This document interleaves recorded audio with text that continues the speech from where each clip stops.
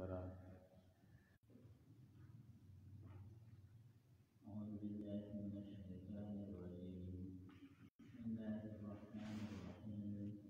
براءة من الله ورسوله إلى الذين عاهدتم من المشركين فسيحوا في الأرض أربعة أشهر واعلموا أنكم غير معجز الله وأن الله مخزي الكافرين.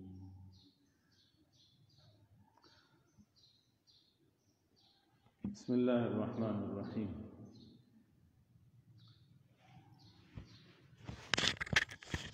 نحمده ونصلي ونسلم على رسوله الكريم. الحمد لله وكفى وسلام على عباده الذين اصطفى لا سيما على سيد الرسل وخاتم الأنبياء. سبحانك لا علم لنا إلا ما علمتنا إنك أنت العليم الحكيم. أما بعد فأعوذ بالله السميع العليم من الشيطان الرجيم. بسم الله الرحمن الرحيم.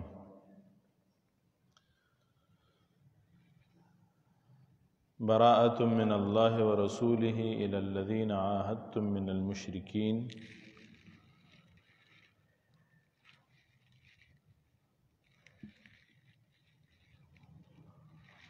گزشتہ سال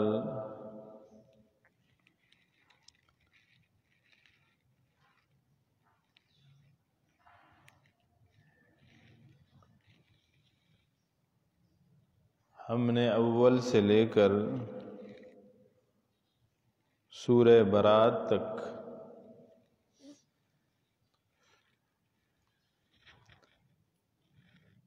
تفسیر پڑھی اور علوم القرآن میں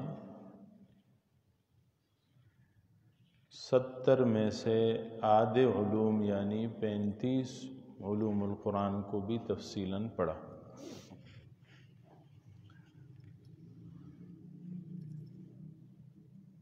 قرآن عظیم الشان اللہ جل شانہ کی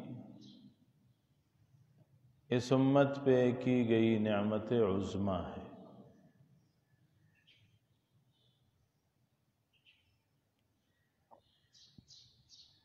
قرآن کریم کے متعلق خود اللہ جل شانہ کا فرمان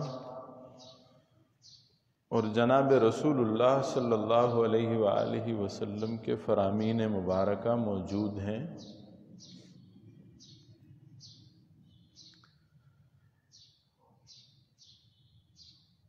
نبی کریم صلی اللہ علیہ وسلم کا قرآن کے متعلق ایک ایک جملہ محفوظ ہے۔ حضور صلی اللہ علیہ وسلم کا فرمان ہے، حضرت عثمان رضی اللہ تعالی عنہ روایت کرتے ہیں، قال قال رسول اللہ صلی اللہ علیہ وسلم خیرکم من تعلم القرآن وعلمہ۔ تم میں سے بہتر وہ ہے جو قرآن پڑھتا یا پڑھاتا ہے۔ اب خیرکم میں مفسرین، محدثین، علماء امت متفق ہیں کہ یہ خیرکم موجود کے لیے نہیں ہے صرف، بلکہ یہ آمدہ تمام مخلوقات اور تمام انسانیت سے خطاب کرتے ہوئے کہا گیا ہے۔ یعنی قیامت تک جتنے لوگ آئیں گے ان میں سب سے بہتر وہ ہے جو قرآن پڑھتا اور پڑھاتا ہے۔ یہ روایت بخاری شریف میں بھی موجود ہے اور مسلم شریف میں بھی موجود ہے، احادیث کی دیگر کتابوں میں بھی موجود ہے۔ حضرت ابو ہریرہ رضی اللہ تعالی عنہ کا ایک فرمان ملتا ہے،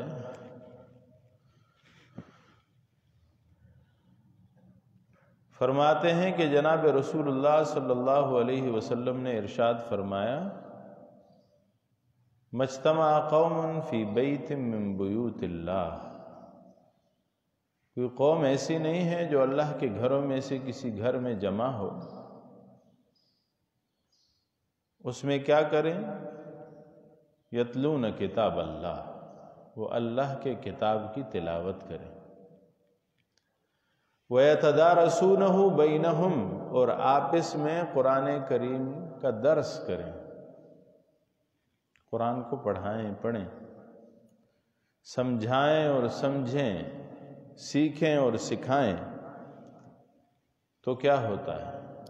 إِلَّا نَزَلَتْ عَلَيْهِمُ السَّكِينَةُ، ان پہ سکینہ نازل ہوتی ہے،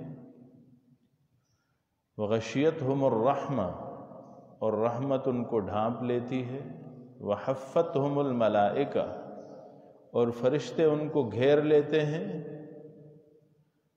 وَذَكَرَ اللَّهُ فِي مَنْ عِنْدَهُ، اور اللہ جل شانہ اپنے ہاں ان کے فرشتے جو ہیں ان کے موجودگی میں ان لوگوں کا ذکر کرتے ہیں۔ ہمارا ایمان ہے کہ ہمارا ذکر اللہ جل شانہ اپنے فرشتوں کی محفل میں فرما رہے ہیں، اور ہم پہ سکینہ نازل ہو رہی ہے، اور رحمت ہمیں ڈھانپ رہی ہے، اور فرشتوں نے ہمیں گھیر رکھا ہے۔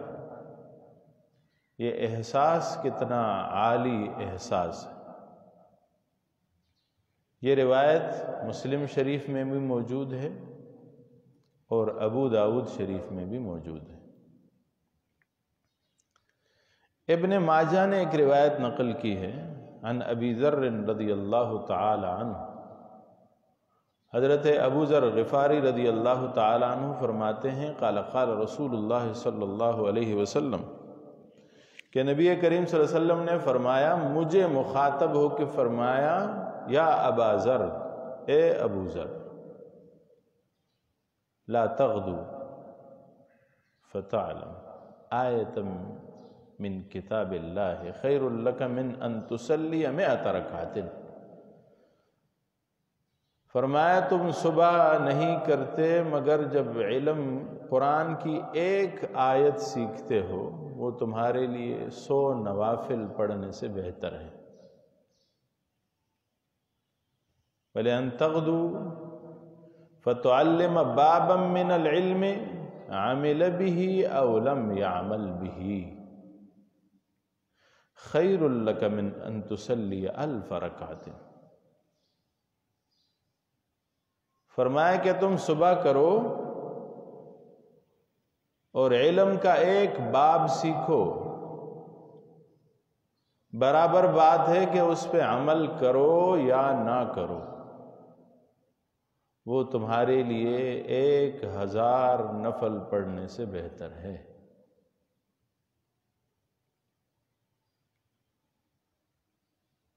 حاکم ایک روایت نقل کرتے ہیں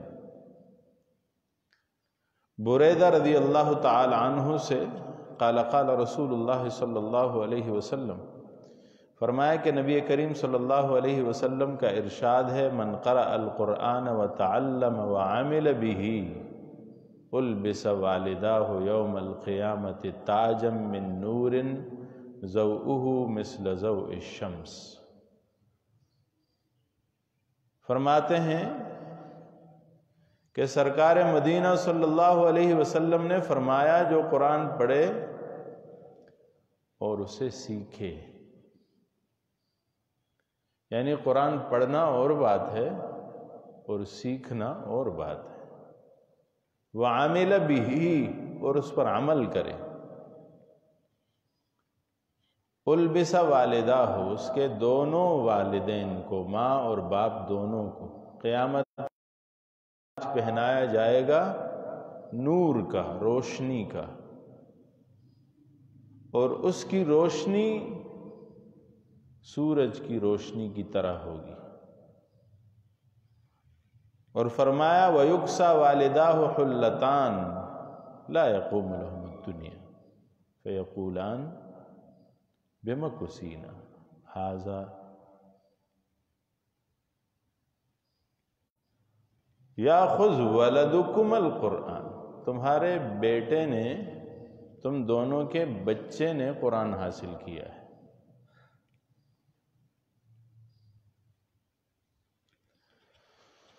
حضرت علی رضی اللہ تعالیٰ عنہ سے ایک روایت ہے جو ترمذی اور ابن ماجہ میں مذکور ہے.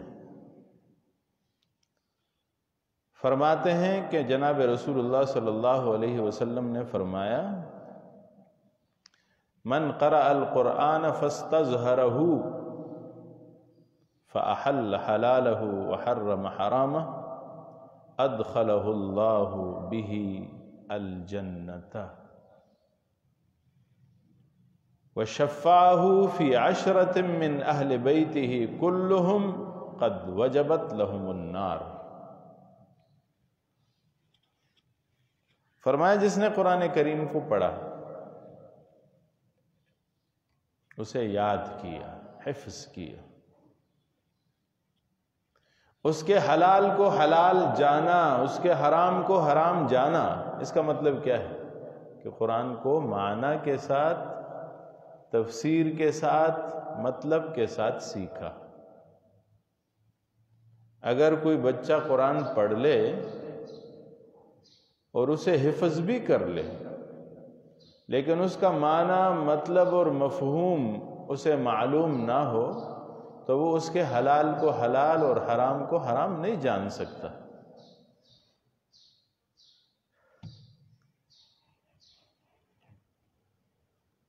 اللہ کے نبی فرماتے ہیں ادخلہ اللہ بہ الجنہ، اللہ جل شانہ اس وجہ سے اسے جنت میں داخل کر دیں گے. اور فرمایا کہ اس کی شفاعت اس کے خاندان کے ایسے 10 آدمیوں کے بارے میں قبول کی جائے گی جن پہ جہنم واجب ہو چکی ہے.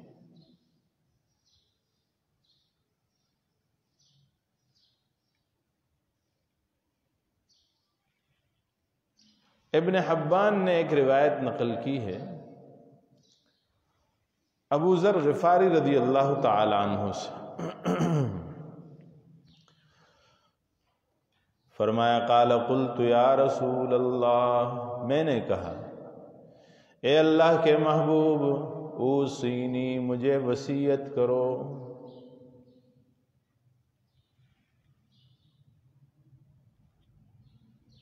تو اللہ کے نبی نے فرمایا قال علیک بتقوی اللہ، تم تقوی اختیار کرو،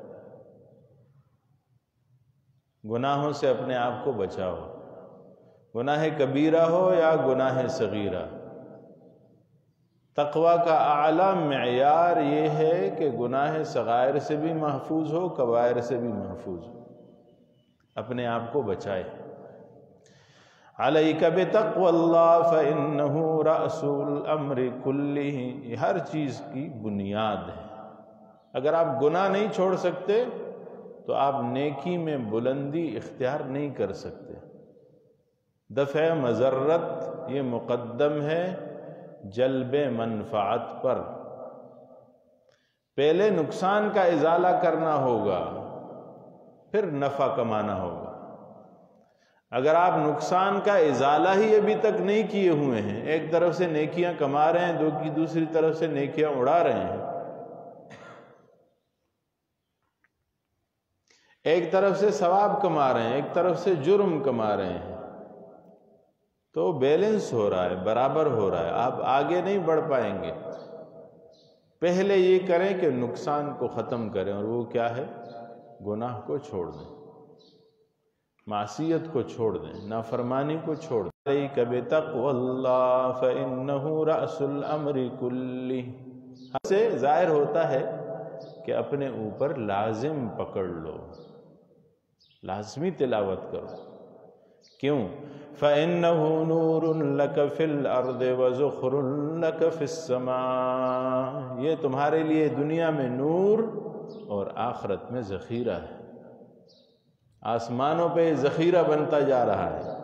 آپ جتنا پڑھ رہے ہیں اللہ کے ہاں اسے جمع کیا جا رہا ہے. ایک اور روایت میں ہے، طبرانی نے وہ روایت نقل کی،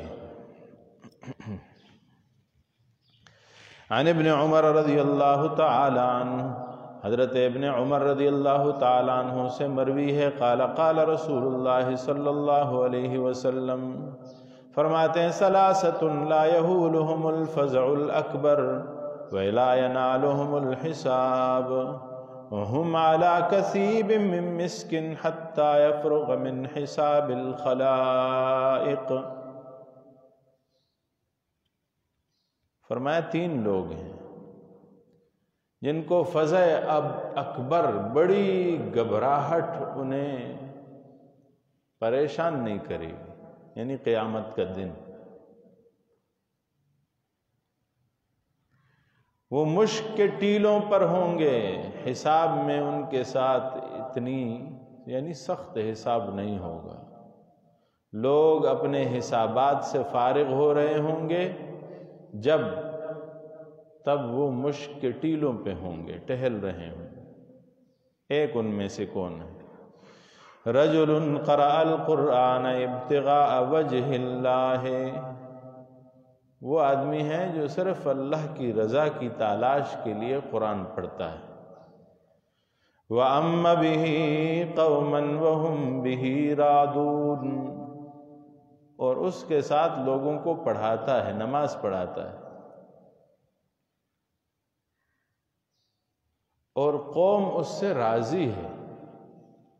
کوئی بھی آدمی اگر قرآن نماز پڑھا رہا ہے اور قوم اس سے راضی نہیں ہے تو وہ اس میں شامل اور داخل نہیں ہوگا۔ وہی داخل ہوگا اس میں جو لوگوں کو نماز پڑھا رہا ہے اور اس کے مقتدی، اس کے پیچھے کھڑے ہونے والے لوگ اس سے راضی ہیں۔ ایک حدیث پاک میں آتا ہے اس آدمی کے حوالے سے جو زبردستی کسی قوم کی امامت کرتا ہے، اس پہ اللہ اور اس کے رسول اور اس کے فرشتوں کی لعنت کی گئی ہے۔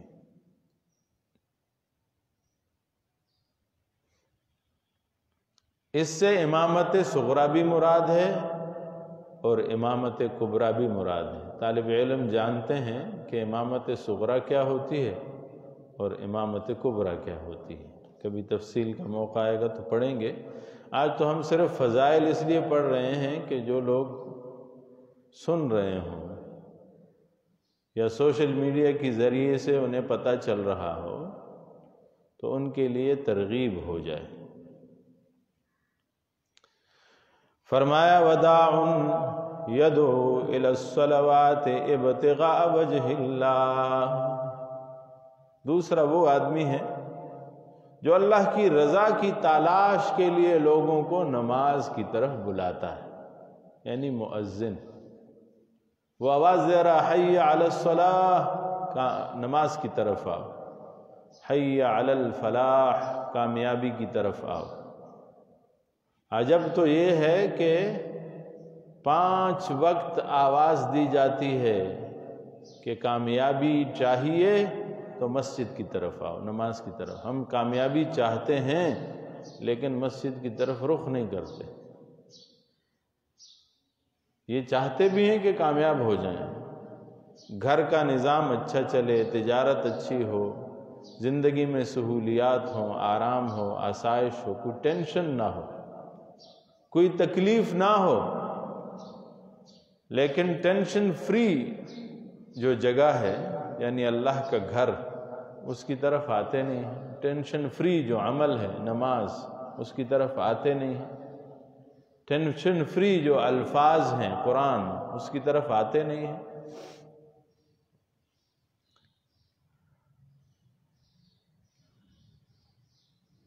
اور وَعَبْدٌ أَحْسَنَ فِي مَا بَيْنَهُ وَبَيْنَ رَبِّهِ وَفِي مَا بَيْنَهُ وَبَيْنَ مَوَالِيهِ۔ اور وہ آدمی، تیسرا آدمی وہ ہے جو حقوق اللہ کا بھی خیال رکھے اور حقوق العباد کا بھی خیال رکھے اور کامل طریقے سے اسے ادا کرے۔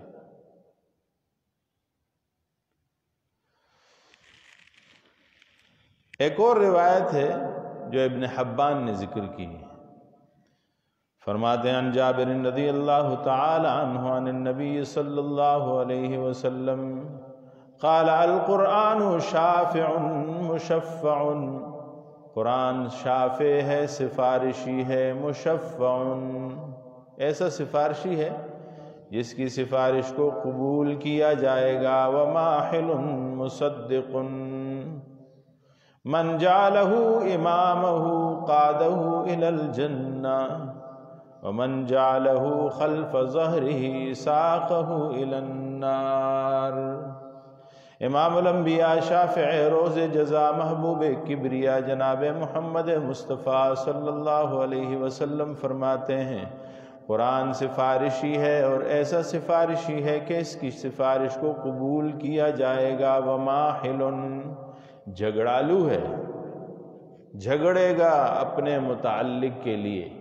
جو قرآن پڑھتا ہے، پڑھاتا ہے، سیکھتا ہے، سکھاتا ہے، قرآن کے عمل کی تلقین کرتا ہے، اوروں تک پہنچاتا ہے، قرآن کریم کو اپنا اوڑھنا بچھونا بناتا ہے اور قرآن کے نظام کو عالم بھر میں نافذ کرنے کی اپنی تئیں کوشش کرتا ہے، یہ قرآن کے ساتھ متعلق آدمی ہے۔ وماحل قرآن اس کے لیے جھگڑتا ہے، ومصدق قرآن اس کی تصدیق کرتا ہے، مصدق اس کی تصدیق کی جاتی ہے۔ من جعلہ جو اسے بنائے امامہ اپنا امام، جو قرآن کو امام بنا لے اور قرآن سے پوچھ پوچھ کے چلے۔ امام بنانے کا مطلب کیا ہے؟ کہ یہ خود مقتدی بن جائے اور قرآن کو امام بنا لے۔ قادہ الی الجنت، قائد کسے کہتے ہیں؟ جو آگے آگے چل رہا ہے، جس کی قیادت میں لوگ سفر کرتے ہیں۔ فرمایا جنت اسے، قرآن اسے جنت تک پہنچا دیتا ہے۔ قادہ الی الجنت، ہاں قرآن ایک طرف فائدہ دیتا ہے، جو قرآن سے اعراض کرے قرآن انہیں نقصان بھی پہنچاتا ہے۔ فرمایا ومن جعلہ خلف ظہرہ، جو قرآن کو اپنے پیٹھ کے پیچھے پھینک دیتے ہیں۔ ساقہ الی النار، قرآن انہیں گھسیٹ کے جہنم میں ڈالتا ہے۔ ایک اور حدیث میں اس کی وضاحت موجود ہے، حدیث بھی بعض حدیث دوسرے حدیث کی وضاحت کرتے ہیں۔ حدیث پاک میں ہے، جناب رسول اللہ صلی اللہ علیہ وسلم کا ارشاد ہے کہ جو قرآن کے ساتھ تعلق رکھتا ہے قرآن ان کے لیے سفارش کرتا ہے، اور جو قرآن سے اعراض کرتا ہے قرآن اس کی مخالفت میں گواہ بن کے پیش ہوتا ہے۔ فرمایا کہ جس کے لیے قرآن شفیع بن جائے وہ جنتی بن جاتا ہے، اور جس کے لیے قرآن کریم گواہ بن جائے وہ جہنمی بن جاتا ہے، کیونکہ جس کی سفارش کرے اس کی سفارش قبول کی جاتی ہے، اور جس کے خلاف گواہی دے اس کی گواہی قبول کی جاتی ہے۔ مسلم شریف کی ایک روایت ہے، فرمایا الماہر بالقرآن مع السفرۃ الکرام البررہ والذی یقرأ القرآن یتتعتع فیہ وہو علیہ شاق لہ اجران۔ سرور دو عالم صلی اللہ علیہ وسلم کا ارشاد ہے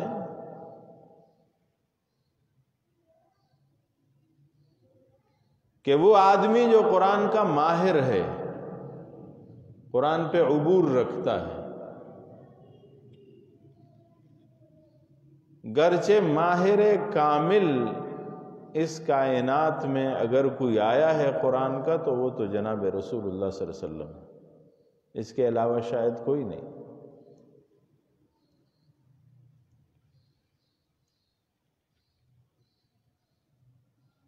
لیکن آپ لے لیں کہ ماہر متداول، کہ وہ آدمی جو قرآن سے اپنا تعلق رکھتا ہے، قرآن سے سیکھتا ہے،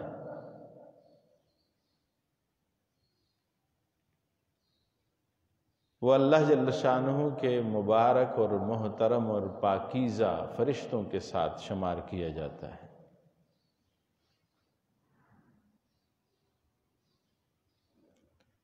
اور فرمایا وہ آدمی جو قرآن پڑھتا ہے یتتعتع فیہ، اڑتا ہے، اس کی زبان اس کا ساتھ نہیں دیتی، کچھ حروف پڑھ سکتا ہے کچھ نہیں پڑھ سکتا، کچھ الفاظ ادا کر سکتا ہے کچھ نہیں ادا کر سکتا، سیکھنے کی کوشش کرتا ہے لیکن اس میں کامیاب نہیں ہو پاتا۔ فرمایا وَهُوَ عَلَيْهِ شَاقٌ، قرآن کا پڑھنا اس پہ شاق ہو، تکلیف دہ ہو۔ فرمایا لَهُ أَجْرَانِ، اس کے لیے دو ثواب ہے، ایک قرآن پڑھنے کا ثواب ہے اور ایک اس کے لکنت کی وجہ سے جو اسے تکلیف اٹھانی پڑ رہی ہے، اس تکلیف کا اللہ الگ سے ثواب دے رہے ہیں۔ سبحان اللہ۔ ترمذی شریف کی ایک روایت ہے، جناب رسول اللہ صلی اللہ علیہ وسلم فرماتے ہیں اشراف امتی حملۃ القرآن، میرے امت کے اشراف کون ہیں؟ قرآن کے حاملین۔ قرآن کا حامل کون ہے؟ جس نے قرآن کا لفظ اور معنی دونوں سیکھ رکھے ہیں، یہ حاملین قرآن ہے۔ یا علماء فرماتے ہیں حاملین عاملین قرآن کو کہتے ہیں، یعنی وہ لوگ جو قرآن پہ عمل بھی کرتے ہیں، صرف قرآن کو اٹھایا نہیں، قرآن کو سیکھا، سمجھا، پڑھا، اور قرآن کریم نے جس جس چیز کا تقاضا کیا فَأَحَلَّ حَلَالَهُ وَحَرَّمَ حَرَامَهُ، قرآن کے حلال کو حلال جانا، حرام کو حرام جانا، یعنی اسے عملی زندگی میں اتارا لائے، تب کیا ہوگا؟ فرماتے ہیں کہ یہ حاملین قرآن اشراف امت ہیں، امت میں سب سے شریف اور اعلیٰ طبقہ جو ہے وہ حاملین قرآن۔ ایک روایت میں ہے، جناب رسول اللہ صلی اللہ علیہ وسلم کا فرمان ہے، یہ بھی ترمذی شریف کی روایت ہے، فرمایا قال رسول اللہ صلی اللہ علیہ وسلم اقرأوا القرآن، قرآن کو پڑھیے فإنه یاتی یوم القیامت شفیعا لأصحابہ، یہ قیامت کے دن آئے گا کہ اپنے ساتھیوں کی سفارش کرے گا، اور اس کی سفارش لازمی قبول کی جاتی ہے۔ ہم نے پڑھا شافع مشفع، یہ سفارشی ہے اور ایسا سفارشی ہے کہ اس کی سفارش کو قبول کیا جاتا ہے۔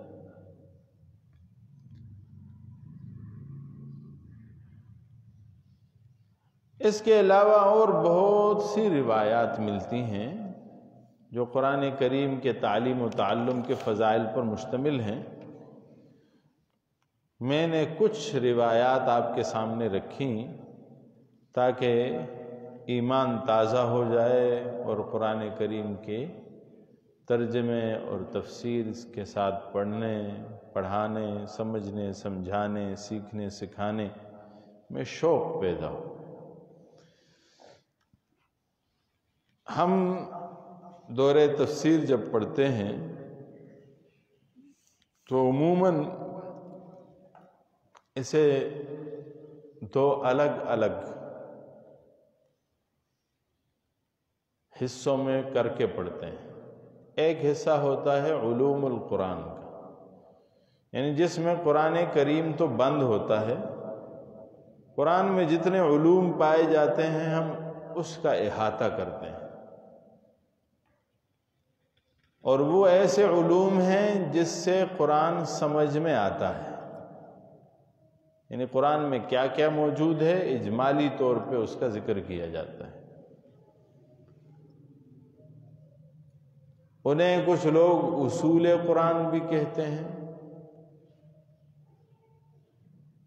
چونکہ وہ اصول سے بڑھ کر آگے چلے جاتے ہیں، اس وجہ سے کچھ لوگ انہیں علوم القرآن کے نام سے یاد کرتے ہیں، اور کتابیں اس پہ لکھی گئی ہیں، ایک نہیں، دو نہیں، تین نہیں، 20 کتابیں موجود ہیں علوم القرآن پر۔ علامہ جلال الدین سیوطی رحمۃ اللہ علیہ نے کتاب لکھی الاتقان فی علوم القرآن۔ علامہ زرکشی نے کتاب لکھی البرہان فی علوم القرآن۔ پھر بعد میں متاخرین نے بھی، آج کے دور کے جو مفسرین ہیں انہوں نے بھی کتابیں لکھی علوم القرآن کے نام سے۔ تو ہم نے بھی ان علوم کا احاطہ کیا ہے اور اپنے اکابر و اسلاف کی کتابوں سے استفادہ کیا ہے، اور جن جن دروس میں شریک ہوا ہوں ان دروس سے استفادہ کیا ہے اور اسے جمع کیا ہے۔ تقریباً 70 علوم آج تک جمع ہو چکے ہیں، اور اس میں سے پچھلے سال ہم آدھے پڑھ چکے ہیں، 35 علوم پڑھ چکے ہیں۔ تو میں اجمالاً ان کا ذکر کرنا چاہتا ہوں کہ ہم نے کون کون سے علوم پڑھے، کون کون سے مباحث پڑھے۔ ان میں سے ایک مبحث تھا القرآن لغتاً و اصطلاحاً، قرآن لغت و اصطلاح میں کسے کہتے ہیں۔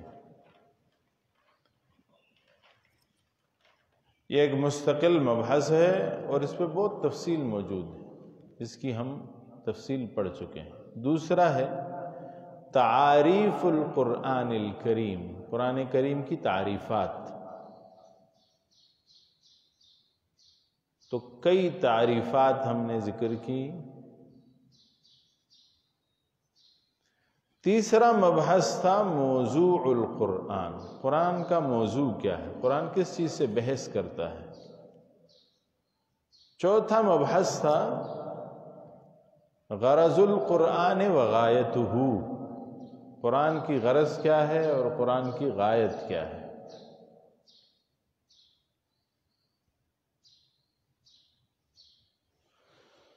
پانچواں مبحث تھا شرافت القرآن، قرآن کی شرافت، رتبہ، مرتبہ، مقام۔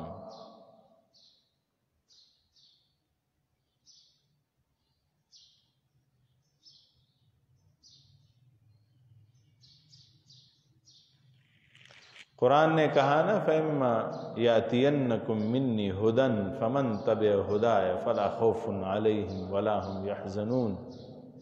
ہدن کیا تھا؟ ذَلِكَ الْكِتَابُ لَا رَيْبَ فِيهِ هُدًى لِّلْمُتَّقِينَ۔ ایک روایت میں ہے جناب رسول اللہ صلی اللہ علیہ وسلم کا فرمان ہے فضل کلام اللہ علی سائر الکلام کفضل اللہ علی خلقہ، ترمذی شریف کی روایت ہے۔ اللہ کے کلام کی فضیلت تمام کلاموں پہ ایسے ہے جیسے اللہ کی فضیلت اس کے مخلوق۔ بہر کیف چھٹا مبحث ہم نے جو پڑھا وہ تھا بحث و اسماء القرآن، قرآن کے نام، ایک مستقل مبحث ہے۔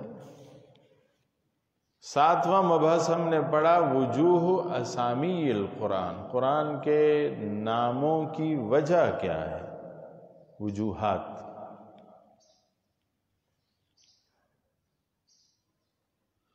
پھر ہم نے ایک علم پڑھا، ایک مبحث پڑھا علم التفسیر و متعلقاتہ، علم تفسیر اور اس کے متعلقات۔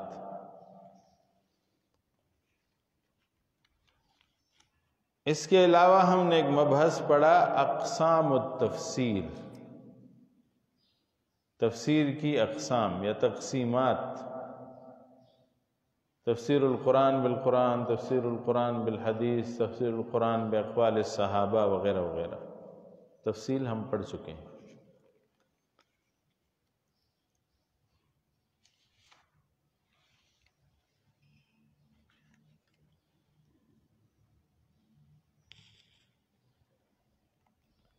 ایک مبحث تھا الفرق بین التفسیر والتاویل، تفسیر اور تاویل میں کیا فرق ہے۔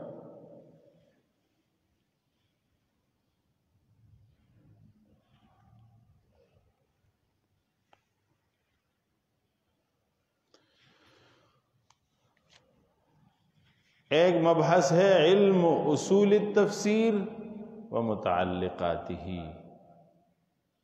اصول تفسیر کا علم اور اس کے متعلقات۔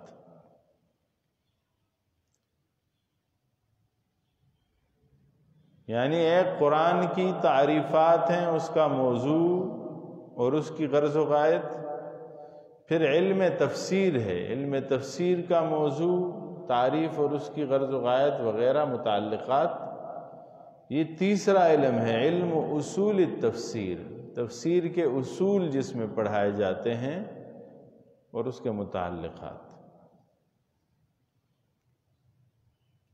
11واں مبحث ہے قواعد مفسر، یوں کہیں قواعد للمفسر، مفسر کے لیے کیا قواعد ہیں، اسے کتنے علوم آنے چاہیے۔ شمس الحق افغانی رحمۃ اللہ علیہ، جلال الدین سیوطی رحمۃ اللہ علیہ اور شاہ ولی اللہ رحمۃ اللہ علیہ نے اس کا احاطہ کیا ہے، محاصرہ کیا ہے۔ 12واں مبحث ہے ہمارا ضرورت وحی۔ وحی کی کیا ضرورت تھی، کیوں آئی وحی،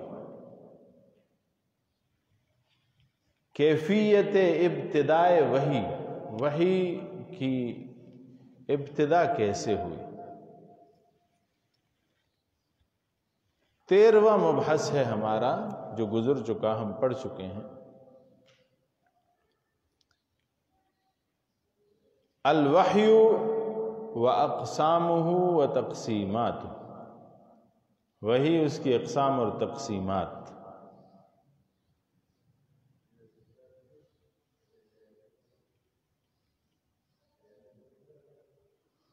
الوحی و اقسامہ و تقسیماتہ۔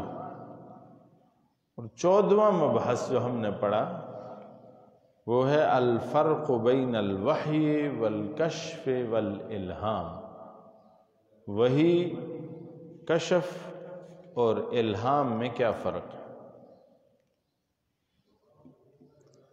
ایک اور مبحث ہے الفرق بین الوحی والعقل، وحی اور عقل میں کیا فرق ہے۔ یہاں تک 15 مباحث ہو گئے ہیں۔ 16واں مبحث ہے حکمت نزول قرآن، قرآن کے نازل کرنے میں کیا حکمت تھی، کیوں نازل کیا اللہ نے۔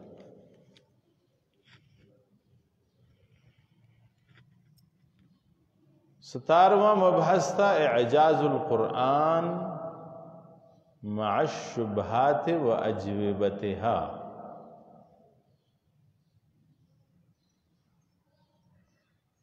اعجاز القرآن مع الشبہات و اجوبتها، قرآن کا اعجاز، اس پہ شبہات اور جوابات بھی۔ ایک اور مبحث ہے اقسام الاعجاز، اعجاز کی اقسام۔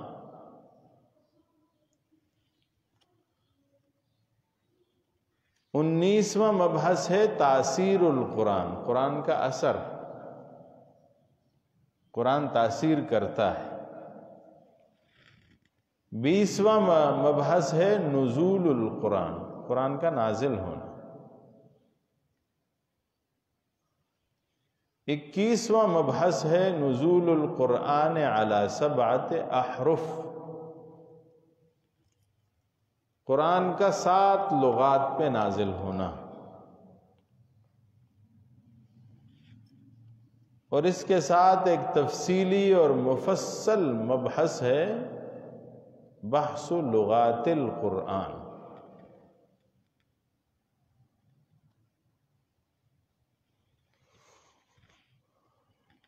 تیئیسواں مبحث ہے جمع القرآن الکریم، قرآن کو جمع کرنا، جمع اور تدوین قرآن کریم کی۔ 24واں مبحث ہے تالیف القرآن، قرآن کی تالیف، ترتیب۔ 25واں مبحث ہے بحث و حفاظت القرآن، 26واں مبحث ہے اسباب النزول، جسے شان نزول ہم کہتے ہیں، ہے نہیں ہے، اس کی حقیقت کیا ہے، علماء کی اس میں کیا آراء ہیں، تفصیل ہم پڑھ چکے ہیں۔ 27واں مبحث ہے تحریف القرآن، قرآن میں تحریف، رد و بدل، پھر اس کی تفصیلات ہم نے پڑھی کہ کچھ تحریف لفظی ہیں، کچھ تحریف معنوی ہیں۔ 28واں مبحث ہے اصطلاحات القرآن، قرآن کی اصطلاحات،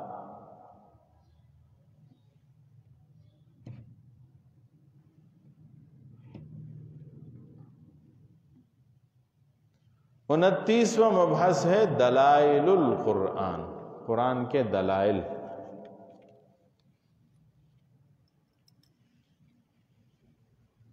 اور اس کی تفصیلات، دلائل کی قسم اقسام۔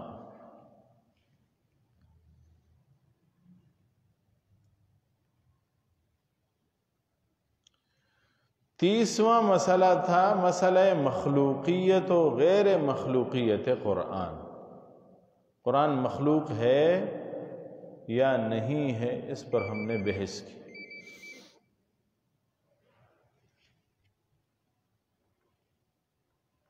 اکتیسواں مبحث ہے محکمات القرآن و متشابہاتہ، قرآن کے محکمات اور متشابہات۔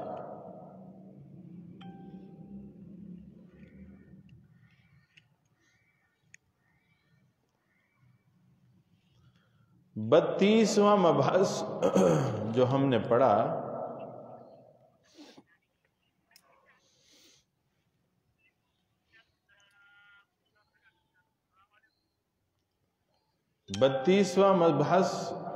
ہم نے پڑھا، مسئلہ بحث ہے الناسخ والمنسوخ۔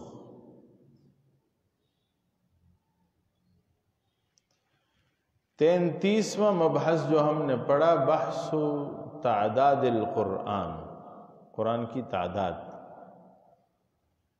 قرآن میں سورتیں کتنی ہیں، آیتیں کتنی ہیں، رکوعات کتنے ہیں، قرآن میں حروف کی تعداد کتنی ہے، الف ہے، با ہے، حروف تہجی کتنی مرتبہ آیا ہے، کون سے انبیاء کا ذکر ہے قرآن میں، کون سی مخلوقات کا ذکر ہے قرآن میں، کون سے حیوانات کا ذکر ہے قرآن میں، کون سے فرشتوں کا ذکر ہے قرآن میں، تفصیلی مبحث ہم پڑھ چکے ہیں۔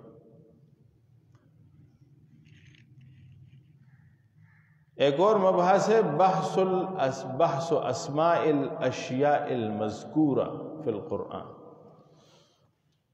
بحث ہے ان چیزوں کی ناموں کا جو قرآن میں ذکر ہیں، حیوانات کے نام ہیں، اطراف کے نام ہیں، انسانوں کے نام ہیں، کفار کے نام ہیں، فرعون کا نام بھی ذکر ہے، کس کس کا نام آیا اس کا تذکرہ کیا۔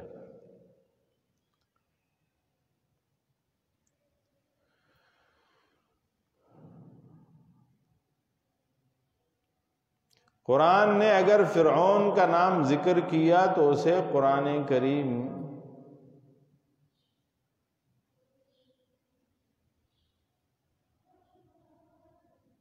کے لیے کمزوری کا ذریعہ نہیں سمجھنا چاہیے۔ اس پہ ایک لطیفہ مشہور ہے کہ کسی جگہ ایک خطاط ہوتا تھا، اب تو کمپیوٹرائز دور ہے، خطاط بھی گم ہو گئے ہیں، کمپیوٹر نے خط کو کاپی کر لیا، یہ خط نستعلیق ہے، یہ فلاں خط ہے، دیوانی ہے، تو خطوط کو کاپی کر لیا گیا ہے۔ لیکن اس وقت بہت خطاط بہت کم ہوتے، کاتب بہت کم ہوتے تھے کسی زمانے میں، تو لوگ، ایک آدمی مشہور تھا کہ وہ عربی خط بہت اچھا لکھتا ہے اور قرآن بہت اچھا لکھتا ہے، تو اسے لوگ منہ مانگی رقم دیتے تھے اور اس پہ قرآن لکھواتے تھے۔ اس میں ایک عیب تھا کہ وہ قرآن جب لکھتا تھا تو اس میں گڑبڑ کر دیتا تھا، کچھ حروف ہٹا دیتا تھا، کوئی اپنی طرف سے ملا دیتا تھا، اور یہ بہت بڑی برائی تھی۔ تو ایک آدمی آیا، اس نے اسے کہا کہ آپ ایسا کرو کہ قرآن کریم میرے لیے لکھو، لیکن ایک شرط، اور شرط یہ ہے کہ تم نے اس میں گڑبڑ نہیں کرنی۔ تم کتنے پیسے لے؟ تو اس نے کہا اتنے پیسے۔ کہا کہ مجھ سے ڈبل لے لو، لیکن میرے قرآن میں کوئی ادھر ادھر کے الفاظ نہیں ڈالے۔ اس نے کہا ٹھیک۔ گیا وہ 2-4 مہینے بعد آیا مڑ کے، وہ ہاتھ سے لکھتا تھا، اس پہ وقت لگتا تھا، مڑ کے آیا تو دیکھتا ہے بڑا زبردست قرآن لکھا ہوا ہے۔ اسے پیسے دے دیے، قرآن لے لیا، جاتے ہوئے پوچھا کہ یار تم نے وہ وعدہ تو پورا کیا ہے نا، اس میں کوئی لفظ تو نہیں ملایا اپنی طرف سے؟ انہوں نے کہا نہیں، صرف تھوڑا سا کیا ہے۔ کہا وہ کیا؟ کہا کہ جہاں فرعون کا نام آتا تھا اس جگہ میں نے تمہارے باپ کا نام لکھا ہے، جہاں نمرود کا نام آتا تھا ادھر میں نے اپنے باپ کا نام لکھا ہے، کیونکہ مجھے یہ فرعون اور نمرود لوگ نا یہ پسند نہیں ہے مجھے،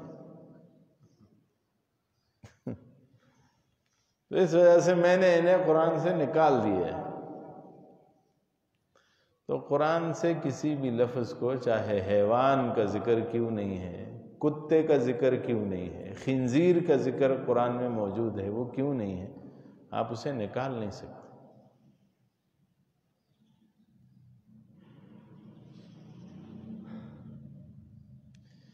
مسئلہ ختم نبوت جب حل ہو رہا تھا نا پاکستان کے اسمبلی میں، وہاں بھی ایک بات چلی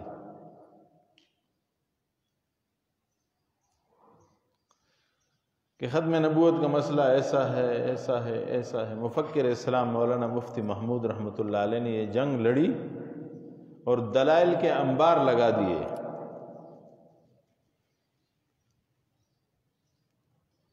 اور وہ جو قادیانی تھا مرزا ناصر، وہ ہار گیا۔ تو ساری اسمبلی نے متفقہ طور پر ایک آئین ترتیب دیا، اور اس آئین میں قادیانیوں کو کافر قرار دیا گیا۔ تو وہ جو مسودہ تھا، اس مسودہ میں قادیانی، احمدی اور لاہوری وغیرہ کے الفاظ لکھے ہوئے تھے۔ تو ایک نے آگے بڑھ کے کہا یار یہ اتنا مقدس صحیفہ ہے، ختم نبوت کی بات ہو رہی، ان میں اس مقدس صحیفے میں ان کا نام کیوں لکھا ہے؟ انہیں نکالو اس میں سے۔ وہ بچانا چاہ رہا تھا اصل میں۔ قادیانی پرلے درجے کے پلید لوگ، ان کا نام اور اس مقدس صحیفے میں کیوں لکھا ہوا؟ نکال دو۔ تو حضرات علماء کو اللہ جل شانہ آنے والے ہر سفر میں کامیابی نصیب فرمائے، اور ان کو کروٹ کروٹ جنت نصیب فرمائے۔ کیا حاضر جواب تھے ہمارے علماء، کیا انہوں نے محنتیں کی۔ انہوں نے کیا فرمایا؟ کہا کہ یہ مقدس ہے یا اس سے قرآن زیادہ مقدس ہے؟ کہا اس سے قرآن زیادہ مقدس ہے۔ کہا قرآن میں فرعون کا نام بھی ہے، قرآن میں کتے کا نام بھی ہے، قرآن میں خنزیر کا نام بھی ہے۔ کسی خنزیر کے لفظ سے قرآن کے تقدس میں کوئی فرق نہیں آتا، تو قادیانی کے لفظ لکھنے سے اس مقدس صحیفے کے تقدس میں بھی کوئی فرق نہیں آئے گا، لہذا اسے رہنے دیں آپ۔